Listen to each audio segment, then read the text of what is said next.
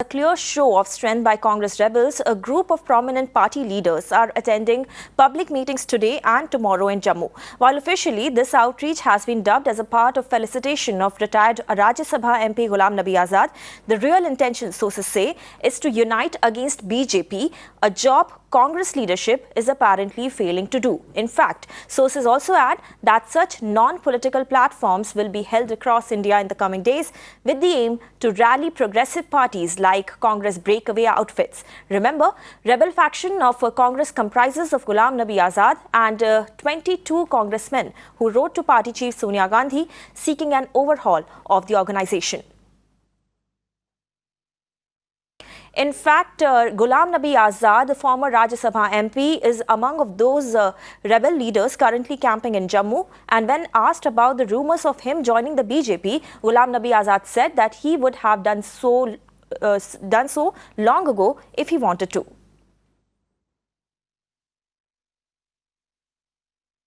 मैं राजनीति से रिटायर नहीं हुआ, पार्लियामेंट से मैं सुनता हूँ मोदी जी ने रोया तो हम बीजेपी में जा रहे हैं।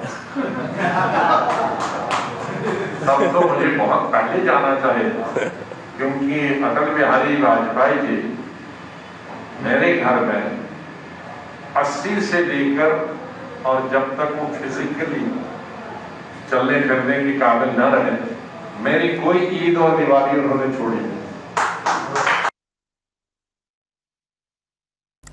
Let's in fact listen in to Anand Sharma, MP Rajya Sabha, who is right now taking part in that public meeting which is being held in Jammu. मजबूत हुई और हिंदुस्तान आजाद हुआ और वही जरूरी इसको क्या काम दे, क्या जिम्मेवारी दे और सब लोग एक बड़े संगठन को भी एक पंचायत की तरह चलना, सबकी सुने और फिर एक मत बना के कदम उठाएं सही दिशा में। जो सोच हमारे पूर्वजों की थी, जिनके वारिस हम हैं, और जो विरासत में मिला है उसको बचा के रखें, उसको खोएं ना। यही हमारी सोच। आने वाले हफ्तों में, महीनों में चुनौतियां और होंगी। देखिए, संदेश बहुत महत्वपूर्ण। कई राज्यों में अभी चुनाव होने जा रहा है, 2024 में चुनाव आने वाला। अच्छी बात है कि हम यहाँ आए। तो नुकसान जो है वो जम्मू कश्मीर को ताज, तो इन नेताओं का कहना है कि हम चुनाव केरल तक होना है। कि ये इस तुम यहाँ से कहते हैं नहीं कर रहे हैं कि अगर इन्हें कि चुनाव हम लड़ेंगे, कांग्रेस पार्टी लड़ेगी, जिसमें ये बदलाव मजबूती से लड़ेगी। गुलाम नबी आजाद हैं, हमारे दूसरे साथी हैं। तो क्या आने वाले दिनों में कांग्रेस इनको मालूम है देश के एक एक सूबे का। इनके बयान है उनसे हम आपको ये विश्वास दिलाना चाहते हैं आने वाले समय में क्या होगा, क्या कांग्रेस इस पर एक्ट करेगी, क्या गांधी परिवार इस पर सोचेगा? कि हमने जब एक लंबा समय जिंदगी का जनसेवा में और कांग्रेस के लिए दिया है, आने वाले समय में भी जितनी भी हमारी क्षमता है वो उसी दिशा में, उसी लक्ष्य पर रहेगी। धन्यवाद। जय हिंद। अब आपने आनंद शर्मा जी को सुना। अब मैं रिक्वेस्ट करता हूं और हम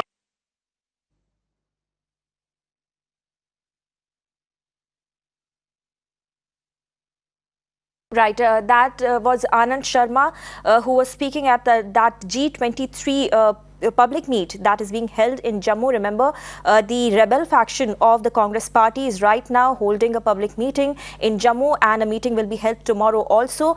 And it can be seen, it is being interpreted as a clear show of strength by Congress rebels. Ghulam Nabi Azad, Shashi Tharoor, Anand Sharma, and many other prominent leaders are right now present and taking part in that public meeting.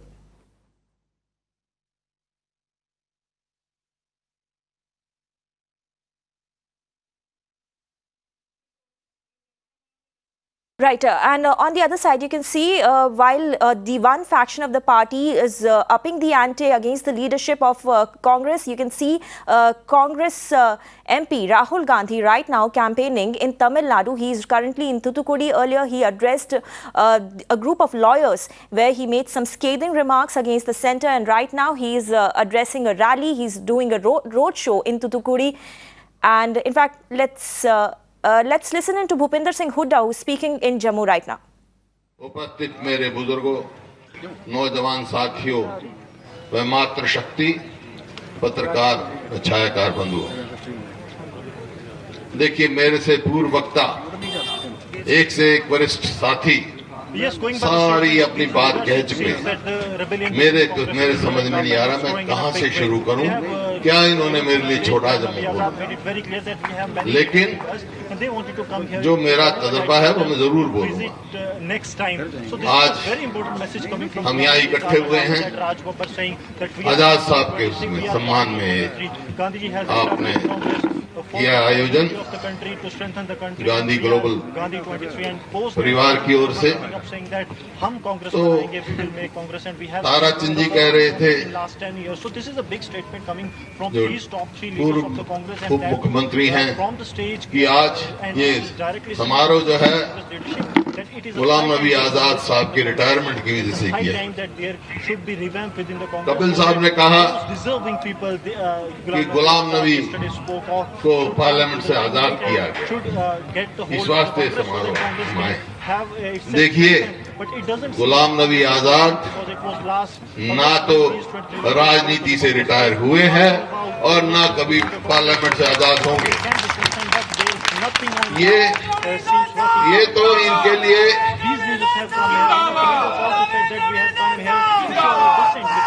तो इनके लिए राजनीति में एक नया अवसर आया है आगे संघर्ष का। ये संघर्ष किया, जैसे सभी ने कहा, गांधीवादी विचारों के हैं जवानी से। तो मेरे को इस बात का गर्व है कि मैं भी एक राजनीतिक परिवार से, स्वतंत्रता सेनानी परिवार से हूं, जिसके दादा भी जेल में रहे, जिसके मेरे स्वर्गीय पिताजी भी 8 विभिन्न जेलों में रहे देश की आजादी लड़ाई में। अंग्रेजों का शूट एट साइट ऑर्डर भी रहा।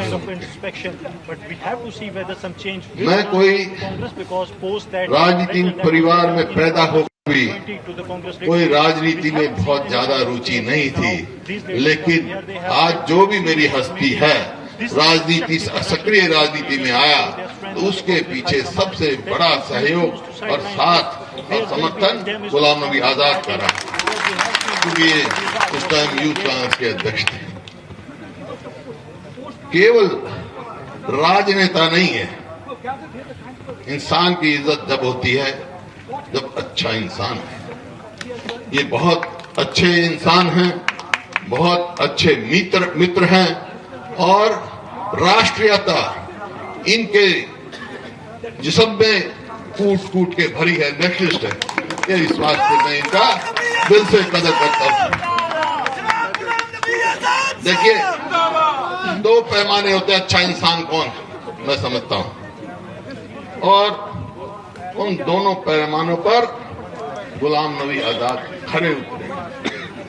मेरा तो बहुत गहरा संबंध, बहुत पुराना संबंध रहा है इनसे, है और रहेगा।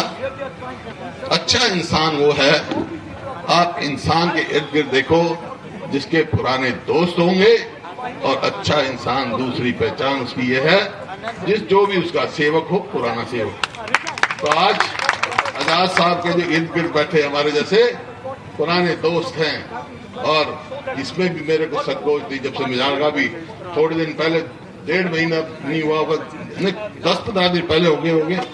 इनका जो रसोईया था, जो खानसामा था, जो हमारे को चाय पिलाता था, 27 साल तक इनके पास रहा। ये अच्छे इंसान की कहानी भाई, तो इसमें कोई दो राय नहीं, बहुत अच्छे इंसान हैं। अब सवाल इस बात का है कि आज हम इकट्ठे हुए हैं, गांधी जी की विचारधारा के लोग इकट्ठे हुए हैं, पूरे विश्व की उसमें गांधी जी का क्या सपना था? ग्राम स्वराज हो, हर व्यक्ति को आजादी हो, और हर व्यक्ति देश के लिए हित में रहे। पूरा देश किया, आजाद करवाया, आजादी की लड़ाई उन्होंने लड़ी, और एक देश का संविधान तैयार हुआ। इस बात का भी मेरे को गर्व है कि मैं ऐसे पिता के पैदा हुआ जिसमें 200 कुछ व्यक्ति जो संविधान बनाने में वो भी एक थे, उनके भी इस भारत के संविधान पे दस्तखत हैं। तो आज इस संविधान को कैसे कायम करना है? जो संविधान ने हमारे को प्रजातंत्र दिया है, वो प्रजातंत्र कैसे कायम रह सकता है, कैसे मजबूत बन सकता है? उसका तरीका एक ही है, सरकार किसी की बने। पहले हमारी सरकार थी, आज बीजेपी की सरकार है, लेकिन देश मजबूत कब होगा? जब देश का प्रजातंत्र मजबूत होगा। देश का प्रजातंत्र मजबूत कब होगा? जब पक्ष भी एक है तो विपक्ष भी मजबूत हो। आज जैसा कपिल जी ने कहा कि विपक्ष कमजोर है। So that was Bhupinder Singh Hooda addressing a public rally in Jammu. Remember, a faction of Congress leaders who are supposed to be the rebels of the party have gathered in Jammu and are holding public rallies today and tomorrow. And on the other side, you can see the spearhead of Congress leadership, Rahul Gandhi, is campaigning in Tamil Nadu currently and in fact is holding a roadshow in Thoothukudi.